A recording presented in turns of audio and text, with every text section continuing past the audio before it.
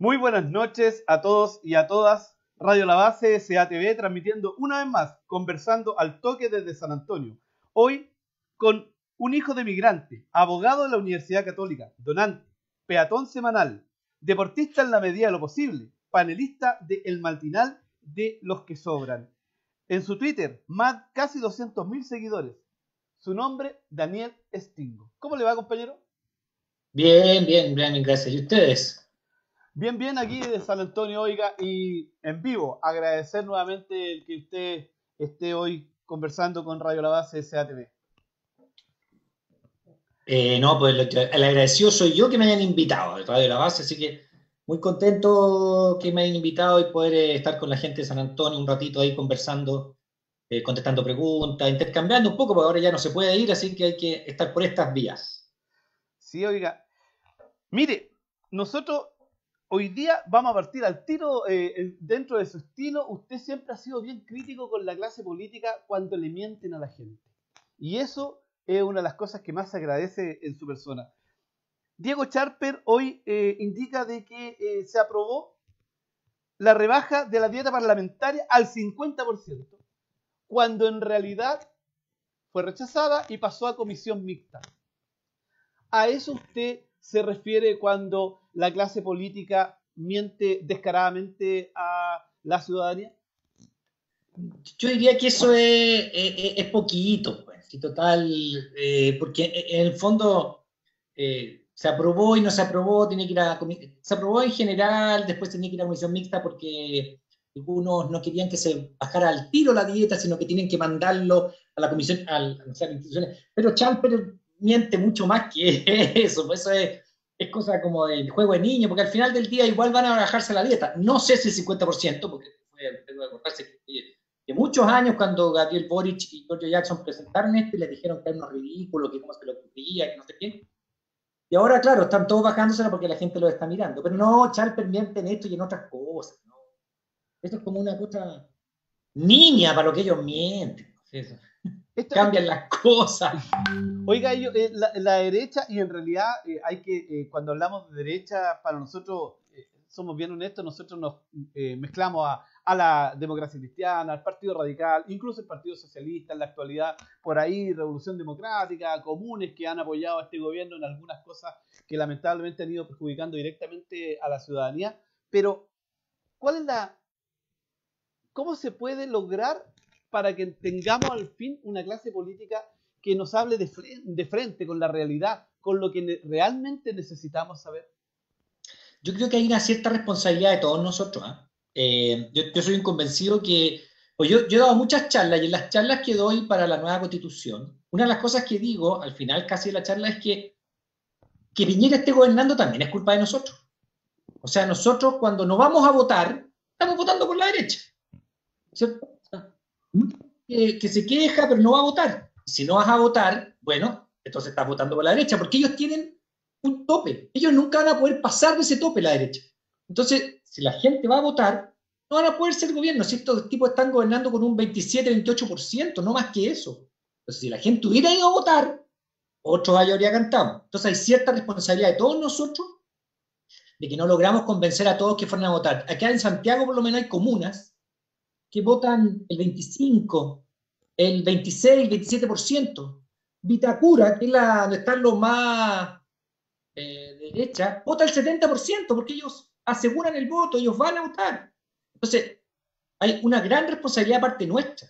Entonces, ¿qué pasa? Si vamos a votar, votamos por aquellos que creemos que no van a mentir, que nosotros creemos que nos van a ayudar a la gente. Pero si no vamos a votar, sale el otro lado. Entonces, claro, tenemos esa clase política. Entonces, también es responsabilidad nuestra porque nos vamos a votar porque los que nosotros pensamos que puede mejorar las condiciones, pueden votar las normas que van a asegurar a la gente, los derechos sociales, etc. Entonces, también hay cierta responsabilidad nuestra, creo yo. Yo creo que tenemos que hacer un mea culpa, decir, Piñera gobierna hoy por culpa de nosotros también. Bueno, y el gobierno de hoy, el que habla de tiempos mejores, el que nos habló de tiempos mejores, el que nos dice que está buscando beneficiar a las personas de a pie, como nosotros en realidad, ley de protección al empleo, suspensión de la jornada laboral con subsidio al salario a través de seguro de cesantía, no suspende el pago de los servicios básicos, gracias a esto, Cencosud se reparte una tremenda millonada de dinero, casi 100.000 millones de pesos. Y es solo la utilidad de un pequeño holding de Cencosud, que en este caso es Almacenes París. Se acoge a la ley en el mismo instante se acoge a la ley de seguro, de protección al empleo, indicándole a sus trabajadores que van a cobrar el seguro de cesantía. ¿Cómo esto es posible? ¿Cómo podemos estar en un Chile que hace poco se le dijo a la clase política, donde usted nos defendía también en los canales de televisión, que esto ya no daba para más? Parece que el chicle se puede estirar más todavía, abogado. No, a ver, mire, yo el domingo salió en el diario La Tercera una columna de Daniel Matamala. Y Daniel Matamala, aquí la tengo, dice, perfectamente legal, dice Daniel Matamala. Y él dice, es perfectamente legal lo que hizo Cencosud, pero el grado de inmoralidad, porque es perfectamente moral, digamos, legal, que la Junta Accionista de Cencosud se reúna, voten que van a pagarle sobre 12.600.000 pesos a los directores nuevos, voten que entra a ser parte del directorio el ex ministro de Hacienda, Larraín, aquel que nos mandó a todos a comprar flores, que hace 6 meses dejó de ser ministro, o sea, cumplió 6 meses, 2 días, y empezó a ser, porque hasta 6 meses no puede asumir, entonces 6 meses, 2 días empezó a ser director. ¿Y uno qué piensa de eso? Piensa, este señor tiene mucha información privilegiada, este señor tiene influencia, y justamente el gobierno pasa a Cencosud, el gobierno que no hace nada por los trabajadores, a Cencosud, que aplica a más de 7.000 de sus trabajadores, que además eufemísticamente llama colaboradores, son unos textos, se llaman trabajadores, le llaman colaboradores, a esos 7.000 les impone que tengan que acogerse, según ellos, a la 21.227, o sea, suspenden la relación laboral, se pagan los propios trabajadores con sus cuentas, digamos, del seguro de cesantía, ¿no? Sus propios ahorros, y más encima repartan más de 220 millones de dólares contando las cifras de la matriz y Cencosud Shopping. O sea, en Chile hoy día nos muestra lo que, y por eso es que algunos han saltado tanto, hay que leer esa columna del domingo de La Tercera de Daniel Matamala, en que hace bolsa a Cencosud y a Polman, que es este señor alemán que aquí le dimos graciosamente la nacionalidad por gracia, ¿no? Por todos lados se manda numeritos que nos muestran que no tiene ni una afecto por los trabajadores. O sea, paga más de 12 millones a cada director ahora que empiezan a ser director. Sube un director que era ministro de Hacienda. Se pagan a sí mismos a los accionistas más de 220 millones de dólares. Y suspende a los trabajadores en más de 7.000 trabajadores de su holding porque no tiene plata para pagarle el sueldo. Si eso no es inmoral, aunque sea perfectamente moral, o sea, perfectamente legal, como dicen, ¿no? Perfectamente legal, pero de un grado de inmoralidad. Entonces, ¿qué nos refleja eso, don Iván? Eso nos refleja lo siguiente, que nos dan toda la razón para decir, ¿sabe qué? Lo que tenemos que hacer es ir el 25 de octubre, votar apruebo, votar convención constitucional, elegir después a 155 constituyentes y hacer una nueva constitución, estas cosas después. Porque primero hay que hacer la constitución, después modificar estas leyes sociales y cambiar este tipo de cosas. No puede ser que se rían de los trabajadores.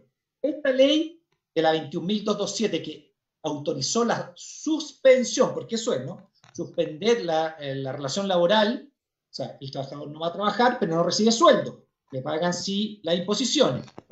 ¿Y de dónde saca su sueldo? Se lo paga él mismo. Mire qué cosa más loca. 70% de su primer sueldo tiene que pagárselo él con su subsidio de cesantía. Primer mes. Segundo mes, 55%. Tercer mes, 45%. Y así. Y va bajando y no tiene plata. Y después termina esta pandemia, ponte tú, ¿y qué pasa? Viene una recesión, lo declaró el propio presidente de la República. Va a despedir mucha gente. Usé la plata yo de mi cuenta de cesantía. Termina la pandemia, me despiden. ¿Y de dónde crees que saco plata? Perdone la expresión. Entonces, si ya no tengo seguro de cesantía. Entonces, por todos lados, este gobierno tenía al revés. En vez de que se hagan cargo los empresarios del pago de los trabajadores, o el gobierno, en su caso, como otros gobiernos, se lo endosan a los propios trabajadores. ¿Y qué pasa? Después no va a haber plata, va a haber hambre en Chile que ya está existiendo. Usted acaba de explicar muy bien cómo funciona el seguro de cesantía. ¿Qué espera el gobierno? ¿Será que está presionando para que exista un nuevo levantamiento popular desde el pueblo, pero ahora con los militares en la calle? Es una posibilidad. Yo creo yo creo que no son tan inteligentes. Yo creo que son errores, patear todo para adelante. No creo que haga eso. Yo creo que, porque eso se convertiría en un baño de sangre y era tan egocéntrico que yo creo que nos quería pasar a la historia como el peor presidente de toda la historia. De hecho, ya es de los peores presidentes ya en este segundo gobierno de él. Así que, pero salir a matar chilenos y quedar en la historia así no creo que quiera. Pero sí creo que su incompetencia de él, de su ministro de Salud, de varios de sus ministros, ¿no? De su subsecretaria de Derechos Humanos, por ejemplo, que todavía no sé qué hace ahí porque quería renunciar hace rato por vergüenza. Bueno, todo eso hace que yo creo que es más bien un tema de incompetencia y de querer proteger hasta el último día a los empresarios en desmedro de los trabajadores. Yo creo que hay una cuestión de convencimiento del sistema. Ellos creen que tiene que ser por chorreo, que la gente gane por chorreo y no dignamente con su trabajo, etc. Yo creo que nos vamos a dar cuenta, y por otro lado tenemos que darnos cuenta que esto va a provocar que la gente se moleste y por un lado salga a la calle para mantener la presión después de que termine la pandemia, y por otro lado vamos a votar el 25 de octubre por el apruebo, por la Asamblea Constituyente y por una nueva constitución que vamos a hacer entre todos. Pero realmente creo que este gobierno no le da para tanto. Yo creo que es más incompetencia que otra cosa, no se dan cuenta, tiran las cosas para adelante. Yo no tengo una buena impresión de la ministra del Trabajo, no es tan capaz. Creo que patean. Porque además, si tuvieran buena intención, en esta ley 21.227 que hizo la suspensión, hubieran dicho, pero no se pueden acoger las empresas, por ejemplo, que tengan más venta anual de, no sé, 10.000 UF. Y hubieran limitado. Entonces, Starbucks no se podría haber puesto ahí, Ripley, Cencosud, estos no podrían haber hecho uso de esto. ¿Entiendes? Pero no, pusieron a todo. Entonces los ricos se pagan utilidades a los accionistas, pero además suspenden a los trabajadores. No da para rabia, ¿no? No, o sea, dan ganas dan ganas como dice una amiga, de quemarlo todo. Sí, yo creo que vamos a quemar una micro, como dicen a veces en el Festival de Viña. Oiga, pero esto muchas veces teníamos personas en la televisión que, digamos, usted, inolvidable, cuando el ministro Monkever con una soltura estaba mintiendo y usted lo puso en su lugar. Creo que hay un antes y un después en la televisión de esa parada de carro. Pero también existen, y nosotros vimos por ahí en las redes sociales unas críticas suyas, Matías del Río.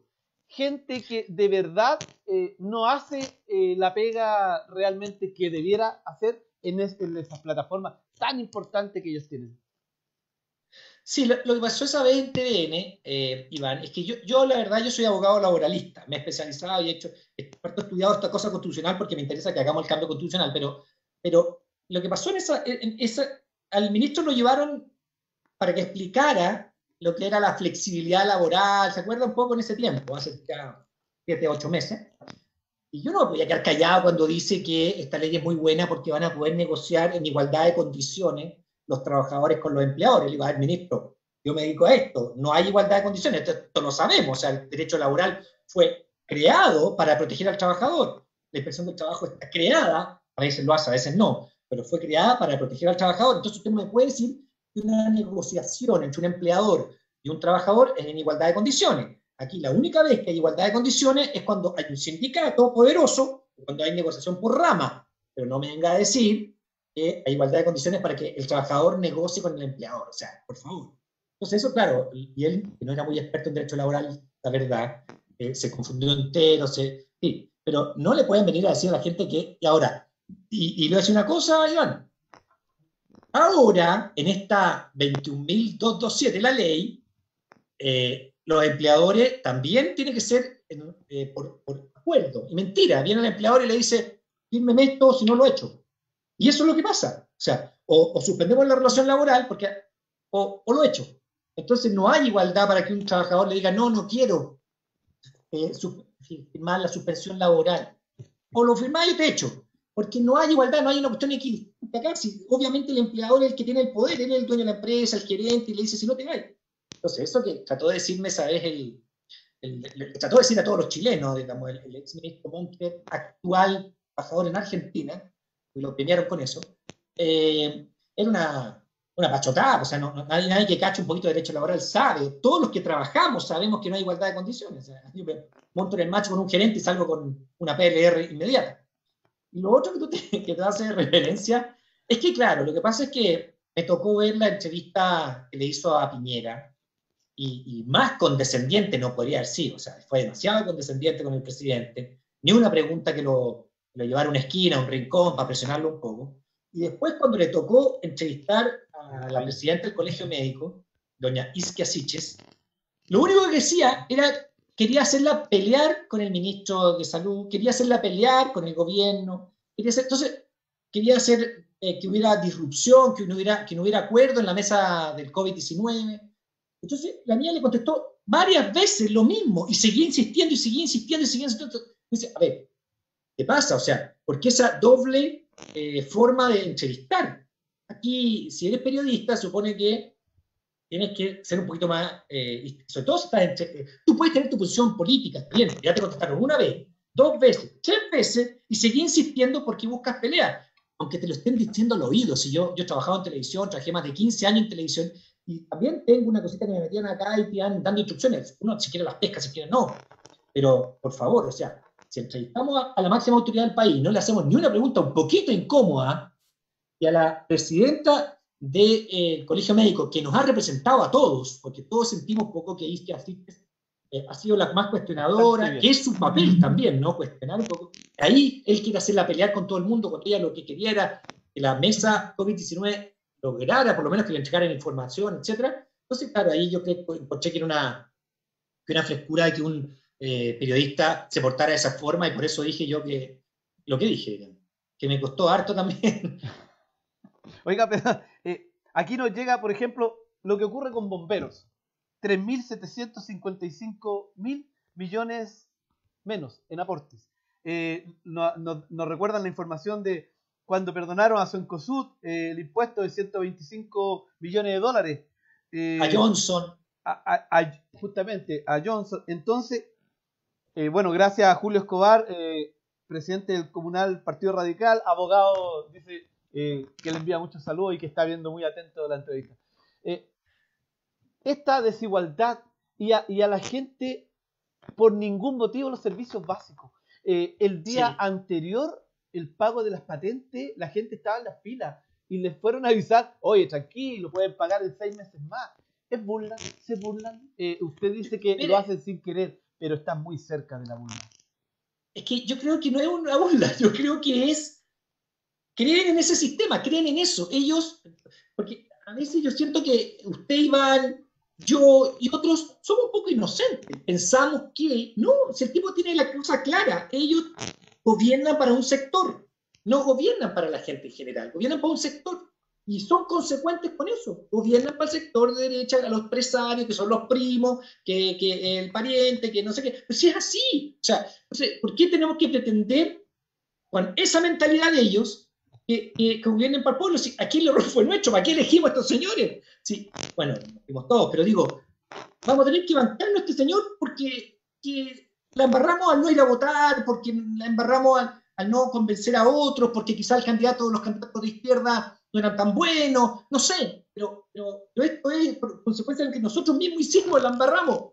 Y sí, pues uno siente que cada día las cosas que hacen, uno siente, oye, pero me están mirando desnudito, y esa mi señora nomás me mira desnudito, pues, o sea, déjate, estoy diciéndolo de manera elegante, digamos, porque, claro, o sea, todas las cosas que van haciendo, las hacen, o sea, a ver, mire, sí, o sea, solo compararnos con otros países. Incluso que nosotros tanto pelamos a Argentina, el presidente argentino, preocupadísimo por los trabajadores.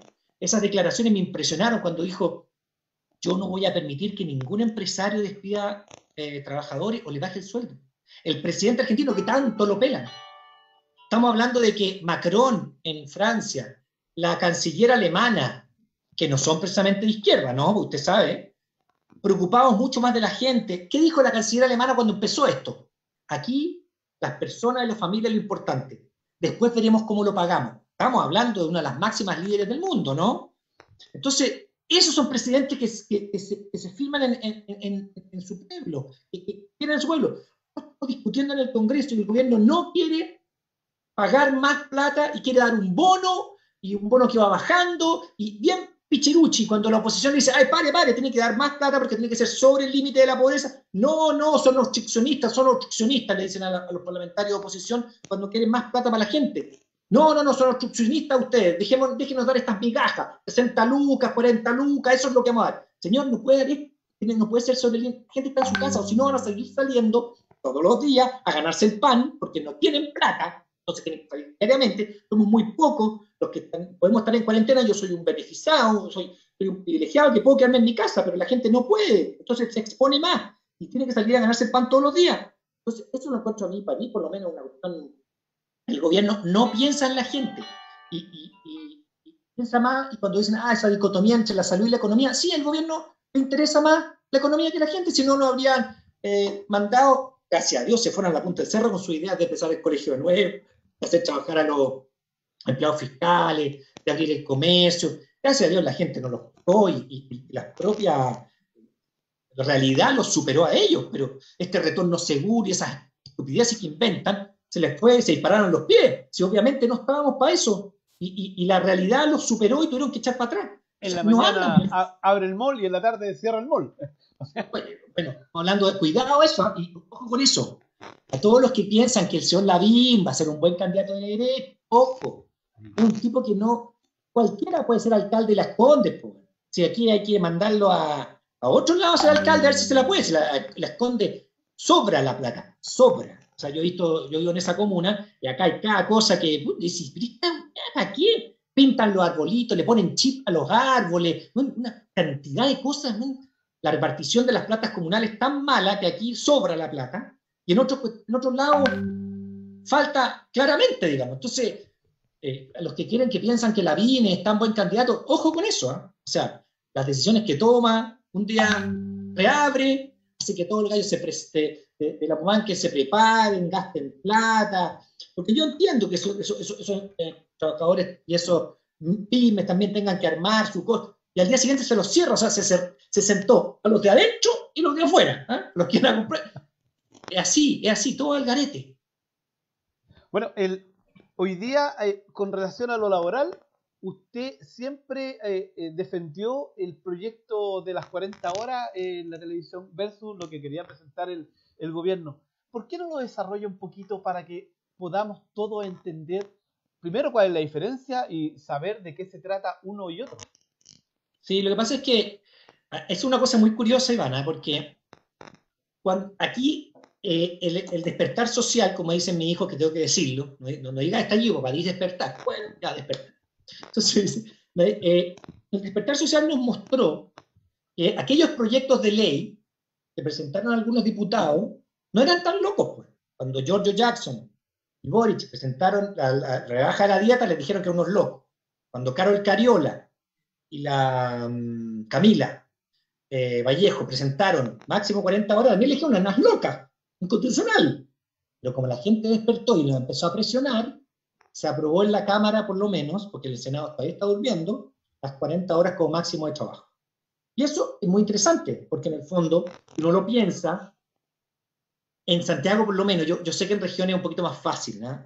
Uno incluso, tengo hermanos que vivían en el sur, iban a dormir siesta a la casa, y eso está muy bien, así debería ser. Pero acá la movilización entre un lugar y otro trabajo es mucho rato arriba de la micro, entonces no son 45 horas de trabajo, son mucho más lo que uno está a disposición del empleador, etc. Entonces 40 horas es para que la gente viva un poco más, vea a su familia. O sea, sí, además aquí hay horas extras, no sé, entonces no era tan loco. Y además la productividad, la verdad es que en 45 horas o 40 no es tanta la diferencia tampoco, se puede hacer mucho también.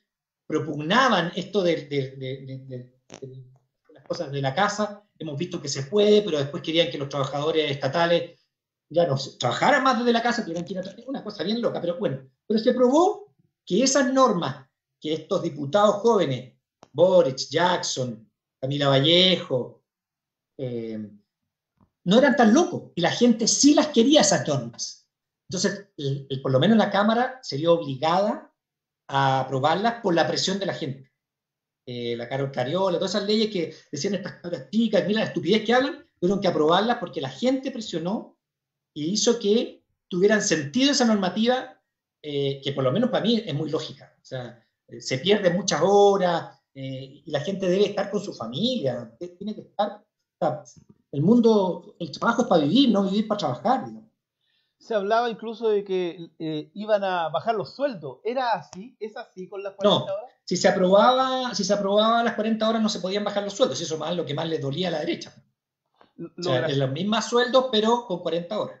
lo gracioso hoy día es que hoy día estamos en teletrabajo, hoy día estamos casi como el gobierno lo quiso y bueno, se aprovecharon de la pandemia, pero es una realidad. Hoy día estamos como el gobierno quería estar.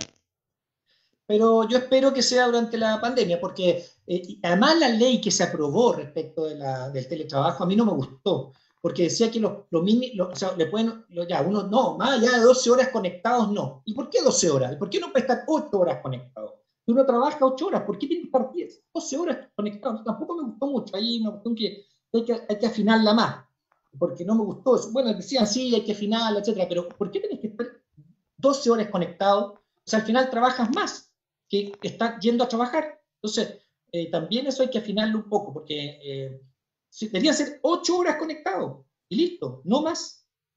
O si tú te dan una hora para almorzar, ya que sean 9, con esa hora que tú te tomas. Pero la conexión desde la casa no es estar a disposición del empleador y que te llame a cualquier hora o que te mande WhatsApp a cualquier hora, etcétera, etcétera. Es súper interesante el análisis. Hablamos con el conocidísimo abogado laboralista Daniel Stingo, que definitivamente nos está hablando en el castellano que nosotros y nosotras necesitamos, y eso es. ¿Por qué no nos explica la gente cómo lo hace usted? ¿Por qué los políticos no hablan como habla Daniel Stingo? ¿Por qué lo hacen a veces tan complicado algo que a usted lo hace ver tan y escuchar tan simple? Sí, hay un tema ahí. A ver, yo Iván tengo que confesarle algo. Yo en la universidad los profesores me retaban porque yo no hablaba en términos muy jurídicos. Siempre me retaban. Yo estudié en la Católica de Santiago. Me retienen ustedes que no hablan en términos jurídicos. Yo explicaba las cosas con términos más simples. Siempre me retaron. Bueno, después cuando salí de la universidad y después me titulé y todo, pucha que me ha servido. ¿No? O sea, hablar en términos simples para que la gente entienda, se empodere, tenga noción de eso. Pero también hay una cuestión como, una cuestión medio profesional, Ivana, porque los médicos también le hablan a usted en términos complejos para que usted lo entienda y uno queda así. Los abogados hacemos lo mismo. Hay muchas especialidades que nos hablan en términos bien complejos. Yo creo, no sé, hay una cuestión como de mucho uso de esos términos por los colegas y lo que uno enseña en la universidad y también para cobrar un poco más también, sí. Con esos términos uno entiende y estará bien lo que dice el abogado, estará bien lo que dice el médico, estará bien lo que dice el dentista. Entonces, pero claro, hay una cuestión profesional ahí. Yo me acostumbré desde la universidad, y insisto, me retaban los profes, hablar en términos más simples y creo que es lo que es mi pega, digamos. Yo siempre pensé que lo mío era hablar en términos simples para que la gente pudiera no pensar que esto es algo tan lejano, sino que también pueda empoderarse y entender los conceptos y además explicar como, sé, por ejemplo, cuando le dicen, la gente no sabe, la inspección del trabajo es una organización que depende del Ministerio del Trabajo, y ese Ministerio del Trabajo depende del presidente, pero esa inspección del trabajo no es los tribunales, que son otro poder del Estado, entonces usted o va a la inspección del trabajo, después tiene que ir a un tribunal, entonces la gente, hay dos instituciones, sí, hay dos instituciones, la inspección del trabajo que usted hace un reclamo nomás, pero a ellos no pueden más que pasar una multa al empleador, por ejemplo, si está mal el empleador, pero usted no hay una demanda, ahí tiene que contratar a un abogado para ir a tribunales laborales y ahí te demanda con una. Ese tipo de cosas que uno tiene que ir explicando que son más bien simples, pero que la gente no toda sabe. Bueno, ahora lo más importante que usted justamente, recién como decíamos, ha sido bien claro, pero nosotros tenemos una consulta desde Radio La Base. Nosotros, A ver, sentimos que nosotros fuimos los que andábamos grabando en las calles desde el 18 de octubre. Entonces vimos la represión y no solamente la vimos, sino que la llevamos a imágenes y la comunicamos en tema audiovisual por distintas plataformas. Y resulta que el 15 de noviembre hubo una cocina que nosotros vamos a llamar, no sé, yo sé que usted no está de acuerdo con eso, por eso nosotros hemos visto sus comentarios. Pero está bien, si podemos tener diferencias. Sí, por supuesto. Pero estos partidos políticos se pusieron de acuerdo, aparecieron la concertación, se levantaron todas las momias de la concertación, hay que decirlo, o sea, fue impresionante. Todas las momias aparecieron. Y se incluyeron los niños también. Porque el Frente Amplio, con su chupetito en la boca, partieron y la abuela les dijo, cuidado, porque la abuela un poquito más sabia, le dijo, no, Partido Comunista, Partido Humanista y Partido Igualdad se quedaron como partidos políticos fuera de esto. Pero el problema es que instalaron ciertas cosas y le llamaron, nos dicen que es lo mismo. Y por favor, nosotros queremos que usted nos eduque. Cuando vemos nosotros que la Asamblea Constituyente tiene varias características. Primero, cuando se constituye, eligen algo que se llama quórum. Y en este caso, los partidos políticos ya lo decidieron. Segundo, los constituyentes van a ser en su mayoría, hay que decirlo, yo creo que 90% de partidos políticos, los mismos partidos que ya firmaron el acuerdo con Piñera. Entonces nosotros cuando nos hablan de nueva constitución, y lo otro, y ahí el tema jurídico que usted claramente nos puede ayudar, es que se llama nueva constitución, pacto de...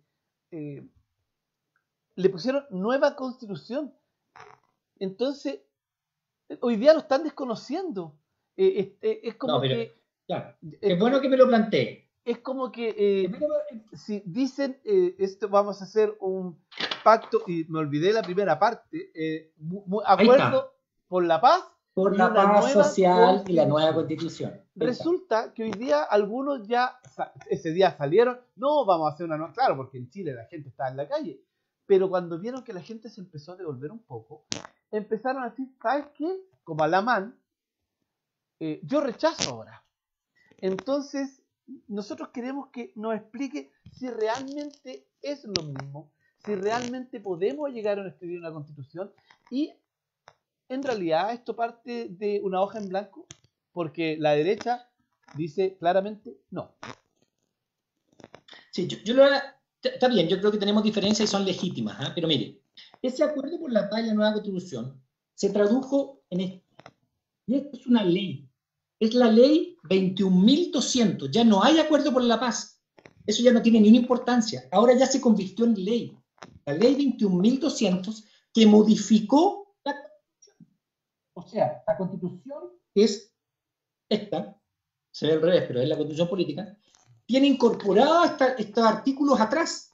A la Constitución, esta ley 21.200 le agregó 14 artículos nuevos y que dicen que se llamará dice el artículo primero de esta nueva, que ya está, son parte de la Constitución estos artículos, dice que se llevará a cabo mediante un decreto supremo un plebiscito nacional, antes decía para el 26 de abril, se modificó eso y ahora es para el 25 de octubre, pero ya es ley y ya es parte de la Constitución. O sea, no es llegar y desconocer, porque ya sería, para modificar eso, para que no se haga el plebiscito, se necesita un nuevo acuerdo y una nueva modificación de la Constitución con 2/3. Entonces, ya el otro día, todos los partidos de oposición, desde la Democracia Cristiana, bueno, hasta el Frente Amplio y hasta el PC, dijeron, no estamos dispuestos a cambiar la fecha. No vengan con esas tonteras. Entonces, esta ley 21.200 ya es ley de la República. Dice cómo se va a elegir, dice cuándo va a ser, dice, ya está todo, ya es parte de la Constitución. Esto ya es parte de la Constitución. Entonces, no es llegar que alguien diga, no estoy de acuerdo. No pueden postergarlo. No, es imposible, porque sería ir contra la Constitución que ellos mismos hicieron. O sea, ya es parte. Eso es primera cosa para que descansemos un poco, porque en el fondo hemos convencido de que ya es parte de la Constitución el 25 de octubre. No se puede cambiar, salvo que todos los partidos digan, ya, ok, lo cambiamos, pero obviamente por razones sanitarias. No por razones de desempleo ni nada. Razones sanitarias, no queremos que se mueran nuestros viejos, la cambiamos. Pero no es una otra razón. Aquí, salvar vidas, sí, pero razones de desempleo, de la recesión, no. Vengan en grupo. Claro, entonces eso, y el 25 de octubre va explícito. Ahora, ¿Cuál es la discusión que yo, y digo mi opinión porque pueden no tener otra? Hay dos opciones, usted sabe. La convención mixta constitucional y la convención constitucional. La convención mixta son 50% diputados y senadores elegidos por ellos y 50% elegidos por la gente. Pero la segunda opción se llama convención constitucional y son 155 personas. ¿Y por qué son 155 personas? Porque son un espejo a la Cámara de Diputados, porque los diputados son 155. Entonces, son 155 constituyentes elegidos por la gente, en los mismos distritos de los diputados. Ahí, para que quede claro. O sea, en el diputado 8 se eligen 5, bueno, en el diputado 8 se elegirán 5 constituyentes. Si en el distrito 22 se eligen 5, se elegirán otros 5 de constituyentes, lo mismo que los parlamentarios, ¿se entiende, no? O sea, es un espejo. Entonces, ahora, obviamente la gente dijo, pero si es la misma forma, se van a elegir gente de los partidos políticos. Obvio, si es una cuestión que nace, no hay que ser muy brillante. ¿Y qué se aprobó después de eso? Se aprobó una modificación a esta modificación y dijo, pero la gente de la oposición no quiere que sean puros políticos. Ya. Entonces se puedan hacer listas de independientes. Y eso ya está aprobado. Los independientes pueden hacer listas distintas de los partidos políticos. Lo pueden hacer hoy, después del 25 de octubre, si gana la Asamblea Constituyente, y bueno, y también si gana la Convención Mixta, porque igual se puede hacer listas de independientes. O sea, que nadie piense que solamente van a elegir los partidos políticos, porque se pueden ponen de acuerdo un grupo de personas en un distrito determinado y juntan un número de firmas, que son 0,5% de la última votación que hubo en ese lugar, y se hace una lista independiente. Y la gente puede votar por esa lista independiente. Y lo segundo que se aprobó también fue, bueno, usted también lo sabe, la paridad total, 50 y 50. Las mujeres y los hombres, 50 y 50. Lo que no está aprobado todavía, sí se aprobó en la Cámara, pero todavía no se aprobó en el Senado, es los puestos para los pueblos originarios. Todavía no lo aprueba el Senado, se está haciendo cucho, para no decir otra palabra fea, y lo tienen ahí. La Cámara ya lo aprobó, pero el Senado no. Ahora, uno dirá, pero ¿por qué le llamaron Convención Constitucional y no Asamblea Constituyente? Bueno, porque se decidió que había batallas que hay que dar y otras batallas que no hay que dar. Era un montón de nombres. Le dio urticaria a la Jacqueline Van Rieselberghe que le llamen Asamblea Constituyente. Pero yo, por lo menos, la única definición que conozco de Asamblea Constituyente es la que da el PNUD. Es el PNUD, Programa Naciones Unidas para el Desarrollo. Es la única definición que yo conozco de Asamblea Constituyente, la da el Programa Naciones Unidas para el Desarrollo. ¿Qué dice? Es un grupo de personas, mujeres y hombres, elegidos en votación universal para hacer una constitución y luego disolverse. Es lo mismo que la Asamblea Constituyente. O sea, lo mismo, perdón, que la Convención Constitucional. Es lo mismo. Un grupo de personas elegidas para crear una constitución, mujeres y hombres, que la crean, la presentan al país y se disuelve. Es lo mismo. Entonces, por eso que la discusión podemos estar mucho tiempo discutiendo, pero hoy día lo que tenemos es esta ley con su modificación de que es el 25 de octubre, con la modificación que es paritaria, con listas de independientes. Eso es lo que tenemos. Entonces, claro, uno puede decir, pero es que en noviembre una cocina. Podemos discutirlo horas, pero hoy día eso ya es ley. Y esa cocina, si usted quiere llamarlo cocina, ya no es tan cocina porque ya nadie puede modificarlo por sí y ante sí, que necesita el concurso de todos en el Congreso. Supongo que ni el Partido Comunista, ni el Frente Amplio, ni los socialistas van a votar en contra, porque eso ya no se puede, ya no podrían cambiarlo, necesita más de un tercio. Entonces, no va a ser, ¿me entienden? Y además, es lo único que tenemos. O sea, yo soy un convencido que este presidente, que no cree en un sistema, por lo menos lo que yo creo que es un sistema de bienestar, un estado de bienestar, en lo que yo apuesto, un estado de bienestar. ¿Y qué es lo que es un estado de bienestar? Un estado que se preocupe de educación de calidad para todos, salud para todos, pensiones para todos y públicas, todas esas cosas públicas y no privadas. Él no va a hacer los cambios que nosotros queremos. Vamos a tener que elegir otro presidente o echarlo antes, pero no lo va a hacer porque no cree. Entonces, primero la Constitución, aprobamos, elegimos los constituyentes, hacemos una constitución, sacamos esas ataduras de la constitución de Pinochet, ¿no? Todas esas ataduras que dejó del Tribunal Constitucional, de que el agua sea de los privados, que está ahí en el 24, artículo 24, perdón, artículo 19, número 24, inciso final, la salud que está en mano privada, artículo 19, número 9, todas esas cosas las vamos a sacar, y eso cuando usted pregunta la hoja en blanco, todo eso vuela, todo eso fuera. Ya no hay salud privada, hay que empezar a escribirla porque no hay nada ahí, no hay agua privada, no hay educación privada así pagada con platas del Estado, entonces ese tipo de cosas fuera. Y eso es la hoja en blanco. Claro, hay que respetar cosas básicas.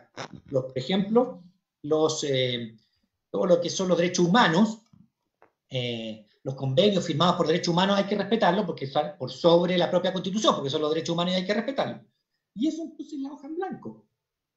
¿Qué pasaría si, porque aquí hay que aprobar todo lo que va a ir en esa hoja en blanco, en la nueva Constitución va a ir por 2/3. Entonces usted me dice, bueno, pero si no se ponen de acuerdo y hay un tercio que se opone, será una Constitución flaca. ¿Qué tanto? Si Estados Unidos tiene 12, 15 artículos en la Constitución. Gran Bretaña no tiene ni Constitución. Pues tendremos una Constitución flaca, ya, finita, delgadita. Pero no nos vamos a aprobar, no seríamos a ser tan brutos de aprobar de nuevo un tribunal constitucional que se crea tercera cámara, ni tampoco vamos a aprobar que el agua sea privada. Tendrá que hacerse de otra forma, hermano. Pero todas esas enclaves, ataduras de Pinochet, vuelan. Más importante es que vuelan esas ataduras que lo que diga la nueva Constitución. No sé si me logro explicar. Absolutamente claro, como siempre. La verdad es que esa explicación la habíamos escuchado en otros programas usted, pero ahora cada vez nos queda más clara. Estamos ya casi terminando el tiempo porque entendemos que su horario, seguimos agradeciendo. Aquí nos hacen una pregunta, por favor, nos hacen una pregunta que queremos que nos... bueno, debemos ser honestos, tenemos más de lo normal, mucha gente conectada, muchas preguntas, pero hay una pregunta que nos llamó mucho la atención y es sobre el TPP-11. Sí.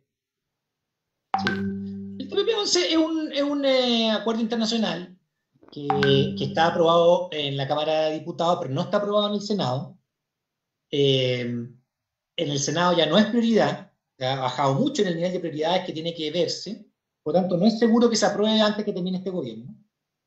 Y da lo mismo, porque si se llegara a aprobar y ese TTP-11 atentara contra la propia Constitución, bueno, TTP-11 no se aplicaría. Yo he conversado mucho este tema con Hassan Akran, que es un economista inglés que vive en Chile, y él sostiene que lo que hay que hacer en la Constitución nueva es no darle poder a arbitrajes, o sea, tribunales arbitrales internacionales, y con eso, aunque nos demanden de afuera, nosotros no pescamos, aunque esté aprobado el TTP-11.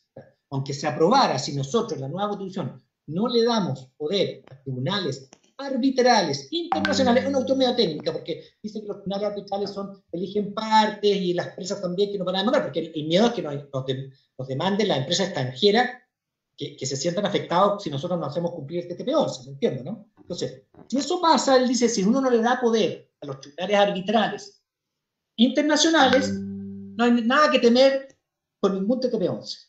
Y eso parece que es cierto, en el fondo, para él por lo menos, Hassan Akran, hay un libro muy bueno de Hassan Akran, que nos señala, primero, que hay que tener cuidado con el tribunal arbitral, con el tribunal, el tribunal constitucional, y obviamente nos vamos a preocupar de decirle a los constituyentes que no lo aprueben en los términos que está hoy día, y además de no darle poder a tribunales arbitrales internacionales que nos puedan meter unas sentencias terribles si las empresas nos demandan, por ejemplo, si les quitamos el agua, por ejemplo, si les quitamos el cobre, por ejemplo, si les quitamos el litio. Entonces, esos señores no hay que darle, porque esas empresas nos van a demandar y nos podrían ganar esos tribunales, pero si nosotros no nos metemos a esos tribunales, maní, o sea, no nos pueden condenar. Entonces, eso es muy importante, lo que dice Hassan Akran, y yo le creo, que también hizo un estudio, por lo tanto, eso estaría cubierto por ese lado. Bueno, aquí nos avisan que mañana, con respecto a lo que usted dijo al principio de Mico, mañana hay un paro en el INDH de los funcionarios exigiendo la salida de Mico y todo su consejo directivo por no solamente las declaraciones, sino que en realidad cómo ha funcionado Pero el consejo directivo no estuvo de acuerdo con él, ¿eh? El consejo directivo sacó una declaración diciendo que no estaba de acuerdo con que los derechos y los deberes fueran correlativos. Todos sabemos, los que somos abogados, que los derechos, nace uno con esos derechos humanos, entonces no tiene por qué estar amarrando un derecho con un deber, son cosas distintas. Claro, todos tenemos deberes en la sociedad, pero eso no tiene por qué estar amarrado al cumplimiento de ciertos derechos. Los derechos humanos son, nace uno y los tiene, entonces cualquier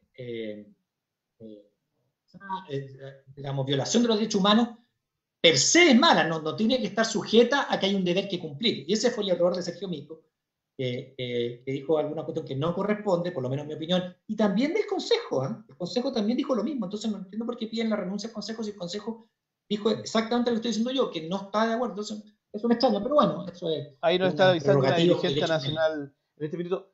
Bueno, agradecer la buena disposición. Se pasó volando el tiempo. No le queremos quitar más tiempo. No, como usted dice, podríamos hablar mucho rato. Es una tremenda oportunidad que hemos tenido acá desde San Antonio. Agradecemos a la gran cantidad de gente que entró y nosotros siempre damos una característica que es que el invitado en este caso diga algo que pensó que podría haber dicho para que no quede con esa sensación de que algo faltó. Daniel Stingo.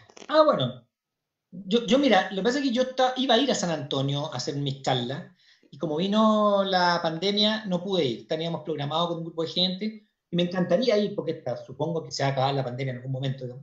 Me encantaría ir a San Antonio como habíamos quedado con alguna gente allá a hacer estas charlas y a vernos. Yo he recorrido harto Chile haciendo estas charlas de la Asamblea, de la Constitución, digamos. Así que me encantaría ir para allá a San Antonio. Me encanta el puerto, la gente, como gente bien. Me gusta San Antonio, yo llego San Antonio. Uno le tiene cariño a ciertos sectores de Chile. Así que cuando quieran, si se termina la pandemia, nos vemos por allá. Pero absolutamente, lo esperamos en la radio cuando esté por acá. Y nuevamente Ya, agradecemos a toda la gente que entró y avisamos que mañana tenemos a la diputada del Partido Comunista Marisela Santibáñez en una nueva conversación con respecto a algunos temas que ella nos va a plantear acá en Radio La Base. Abogado, compañero, muy amable, extraordinario. Esperemos que no sea la última vez que podamos conversar y agradecer. Depende de usted, ya saben mis teléfonos. Solo podemos decir que la disposición suya nos impresionó porque usted está a un nivel que para nosotros es bastante distante, pero ha demostrado que el respeto por los medios alternativos es demasiado grande. Así que gracias y hasta el nuevo contacto, compañero. Listo pues, que estén muy bien, Iván. Saludos. Esto es Radio La Base. Muy buenas noches a todos y a todas.